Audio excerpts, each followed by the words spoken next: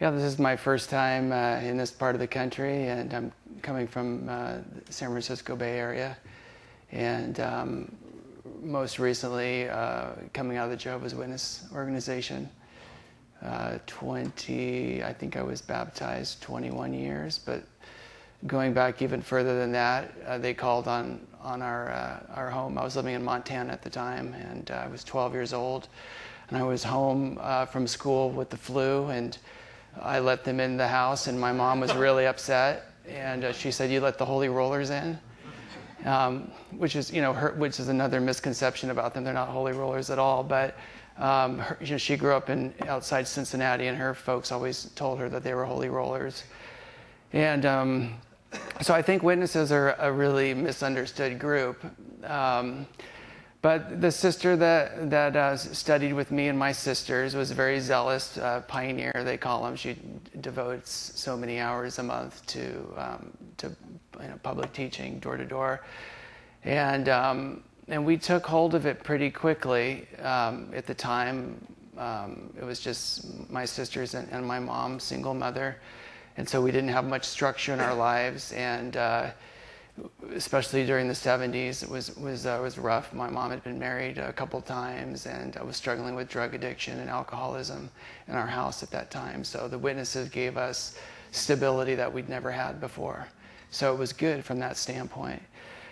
But once, I guess I was about 12, almost 13 when we first started studying. But then when I got into high school, I lost interest in it, and then I came back to it in my early 20s when I met my wife, and we had our first child. And I even before the witnesses came by, I always had I always believed in God, even though I didn't have any background in the Bible. I could just sense that there was a creator. I never believed in evolution or anything like that.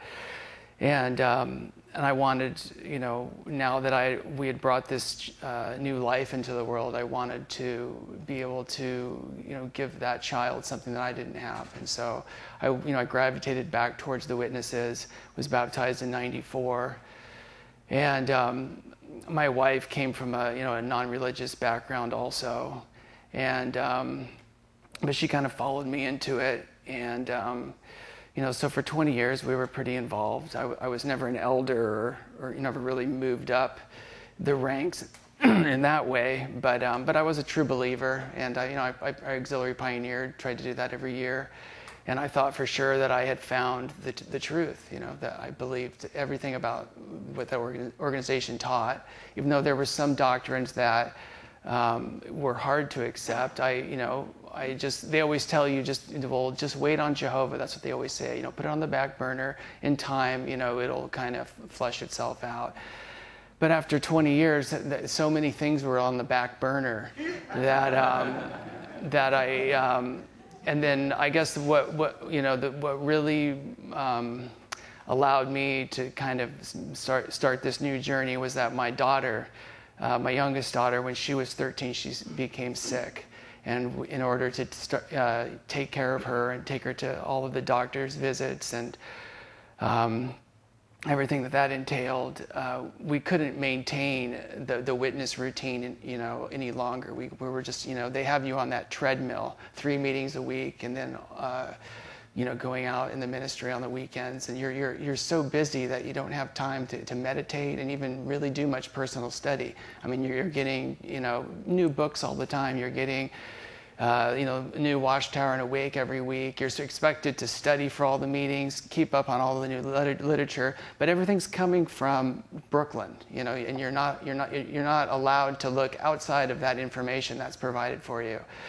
So finally, when my daughter became ill, I had the time, and also I think there was some deprogramming going on, that their teachings weren't being reinforced every week, and so I gave myself permission to start looking outside of their information for some of these answers, and started looking online, and that was really difficult and scary, and I remember, physically shaking, finding information, that was contrary to what I'd been taught. I thought that I was being disloyal in some way. Sorry. It sounds ridiculous, but... So anyways, I did learn a lot of good truths, I thought, from that group.